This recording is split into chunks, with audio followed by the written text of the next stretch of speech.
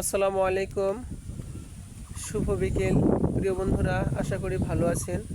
আমি আজকে 4টি বন্ধুর গল্প বলবো।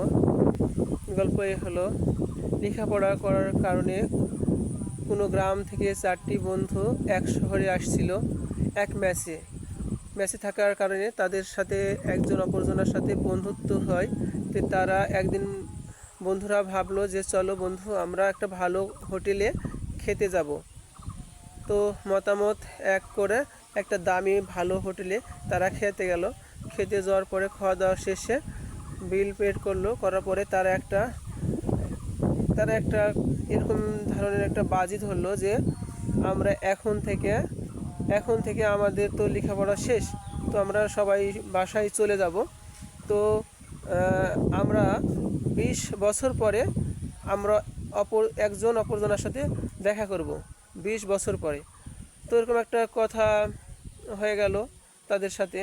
তো আচ্ছা বন্ধু, ঠিক আছে, দেখা হবে তাহলে। এরকম কথা বলে তারা অন্য জায়গায় চলে যায়। কেউ হলো সরকারি চাকরি পেয়েছে, কেউ নিজে ব্যবসা করে প্রতিষ্ঠিত হয়েছে, কেউ বিদেশে গেছে ইত্যাদি। 4 বন্ধু 4 জায়গায় কাজ সন্ধান করেছে। তো জীবনে তো 20 বছর অনেক দিন, জীবনের অনেক পরিবর্তন ঘটে গেছে। রাস্তাঘাট উন্নত হয়েছে, শহর উন্নত হয়েছে।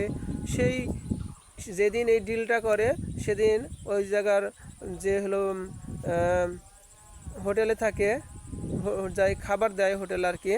তো এই ছিল ম্যাসিয়ার, হোটেলের ম্যাসিয়ার ছিল। তো ম্যাসিয়ারটা বললো যে ঠিক আছে, কারণ কি যদি আমি বেঁচে থাকি আর এই হোটেলে যদি কোনো দিন থাকি তাহলে ঠিক আপনাদেরকে পাবো, তাহলে খুব ভালো লাগবে। তো এরকম কথা ছিল। 20 বছর পরে ওই হোটেল ওই জায়গায় নাই, অনেক বড় একটা হোটেল হয়ে গেছে অন্য এক জায়গায় পাশেই। অনেক বড় একটা হোটেল হয়েছে।